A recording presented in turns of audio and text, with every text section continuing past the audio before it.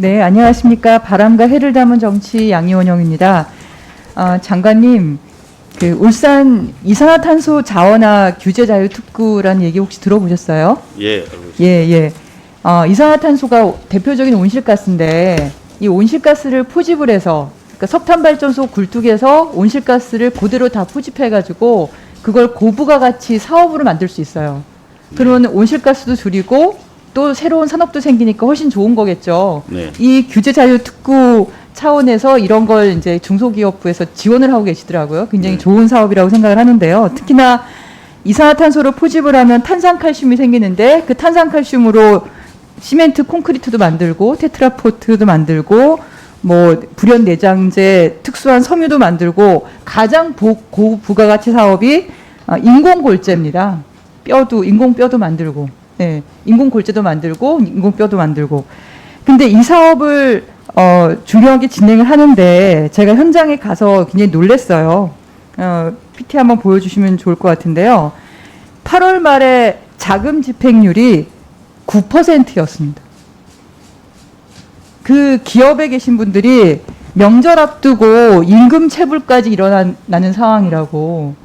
이게 그러니까 중기부 사업으로 선정이 돼서 그 사업을 진행받아야지 뭐라도 할 수 있을 거 아닙니까? 일이라도 하고 직원들 월급도 주고. 근데 사업 집행률이 9%인 거예요. 그래서 제가 중기부에 연락을 했더니 뭐라고 얘기하냐면 규제 자유 특구 예산은 주세, 그러니까 술에 붙는 세금이죠. 그걸 재원으로 하는 국가균형발전 특별회계인데 여기가 코로나19로 세수가 적게 거쳐가지고 그래서 돈이 부족해서 못 줬다는 거예요. 그러면 제가 역으로 아니 그럼 다른 데서 돈을 좀 이렇게 전용을 해서라도 민간 기업이 정부 사업 땄다고 좋아서 잔뜩 기대하고 일 진행하고 있는데 그거를 정부에서 세수 확보가 안 됐다고 돈을 안 주면 그게 되겠냐? 그랬더니 담당하시는 분이 나라는 원래 그렇습니다. 라고 저한테 그러시는 거예요. 장관님 어떻게 생각하십니까? 이게 이제 뭐 답변을 너무 무성의하게 아마 한 것 같아서 그건 죄송하고요. 이게 이제 그런 건 아니죠. 준투 회계로 별개로 내려와서 이제 다른 회계로 되어 있는 거를 전용해서 쓰는 거는 아마 어려울 겁니다. 그래서 예산이 내려오지 않아서 집행을 못했다는 거는 이제 큰 틀에서 그건 사실일 겁니다. 다만 이제 이게 이제 기재부에서 내려보내는 예산이다 보니까 네네. 그럼 그 내려보낼 얘기를 때 다른 어쨌든 예산 규칙이 중기부가 있는 역할을 좀 하셔야죠. 융통할 수 있는 방법이 전혀 없겠습니까? 찾아보니까 국가재정법 13조를 보니까 회계와 기금 간 또는 회계 및 기금 상호 간의 여유 재원을 전입 또는 전출하여 활용할 수 있다 이렇게 되어 있어요. 그래서 결국은 제가 문제 제기를 했더니 9월 달에 불이 나게 자금 집행을 또 하신 거예요. 그러니까 이렇게 할 수 있는 일을 저 같은 사람이 문제 제기하지 않으면 그때까지 이게 두고 있으면 그러면 도대체 정부를 믿고 정부 주도의 사업에 참여한 기업들이 이 정부에 대해서 신뢰를 할 수 있겠냐. 중기부 주간 실증 사업, 정부에 대한 신뢰도 전체가 저는 하락할 수밖에 없는 상황이었다라는 걸 말씀을 좀 드리고요. 제가 이 사업을 이렇게 들여다보면서 새로운 걸 또 발견하게 된 건데요. 대금 미집행에서 제외되어 있는 참여업체가 딱 한 곳이 있었어요. 그 한 곳이 뭐냐면 인프라 기반 조성에 참여하는 업체였고 그 업체가 핵심 기술을 가지고 있더라고요. 그러니까 이산화탄소를 포집해가지고 탄산칼슘을 만드는 그 핵심 기술을 가지고 있는 거예요.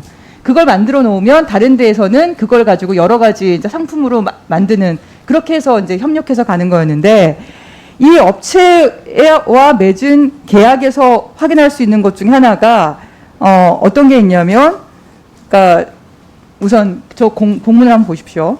그러니까 이 사업을 총괄하는 산업기술진흥원에다가 울산시가 저 공문을 보냅니다. 그러니까 이 사업화 지원 및 그러니까 이 인프라 사업을 할 때는 비영리 기관이어야 된다는 그런 이유가 있다는 거예요. 수행기관에 대해서. 하지만 필요하다고 하면 단서 조항으로 민간이 부담금을 부담하면 된다는 거죠. 그렇게 할 수 있지 않겠냐라고 울산시가 얘기를 한 거예요. 이 사업을 총괄하는 산업기술진흥원에다가. 근데 산업기술진흥원에서 뭐라고 얘기를 하냐면 안 된다. 왜냐하면 그거는 앞으로 8월 달에 삭제될 거니까. 근데 이 공문은 1월 달이에요. 8월 달에 삭제될 조항이니까 그렇게 민간 부담금 해가지고 이 사업 참여하는 건 안 된다. 핵심 기술을 가지고 있는데 그런 답을 하는 겁니다. 이해가 안 되지 않습니까? 아니 우리가 법이 앞으로 통과될 거니까 통과될 법에 의해서 안 될 거니까 지금 하는 거 지금 집행하고 있는 것도 다 취소시켜야 된다. 그런 얘기랑 같은 거예요. 근데 굉장히 부당하다고 느껴지죠. 그러니까 결국에는 그 인프라 사업으로 해서 어쨌든 그 탄산칼슘을 제조하는 그 기업은 이 사업에 참여하고 싶어서 자기 돈 6억이라도 내서 하겠다고 하는 겁니다. 근데 그렇게 진행을 하는데 추가로 더 요구를 하는 거예요. 산업기술진흥원인가? 네, 이 사업 전체를 총괄하는 쪽에서 뭘 요구를 하냐면 사업을 다 하고 나서 결과물을 지자체에 양도하고 특히 생산기술연구원에서 단독으로 소유하도록 그 기술까지 전부 다 넘기라는 거예요. 그런 협약을 요구를 합니다. 이해가 되시나요? 이해가 안 되는데요. 이해가 안 되시죠? 예. 그러니까 이게 국가 연구기관이 해당 중소기업이 어렵게 확보한 거를 자기 돈 들여서 인프라 사업에 참여했는데 그것도 전부 다 국가로 양도하고 지자체로 다 양도하라 그러고 더구나 나아가서 기술까지 다 가져오라는 거예요. 이 내용만으로는 이해가 잘 안 됩니다. 저도 이해가 안 됩니다. 전후 사정이 뭐가 있는지는 봐야겠지만. 네. 그래서 저는 이 건을 전 종감 때 다시 한번 여쭤보고 싶어서 이 건을 좀 확인을 좀 해주시기 그렇게 바랍니다. 하겠습니다. 예. 네, 세세한 내용을 좀 확인해 주시고요. 예. 이 기업은 굉장히 지금 떨고 있어요. 왜냐하면 이것 때문에 또 사업이 잘릴까봐, 끊기고 문제가 생길까봐.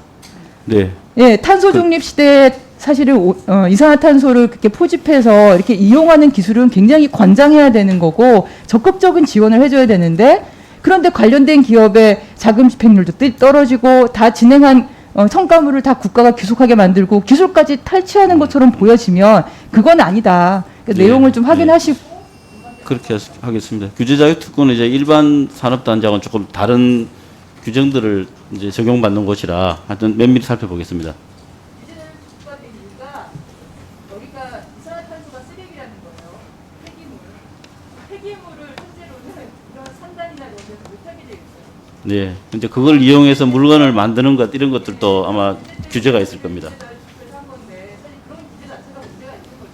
그건 나중에 계산해야 되는 거죠. 네. 네, 수고하셨습니다. 다음은 엄태영 의원님 질의해 주시기 바랍니다.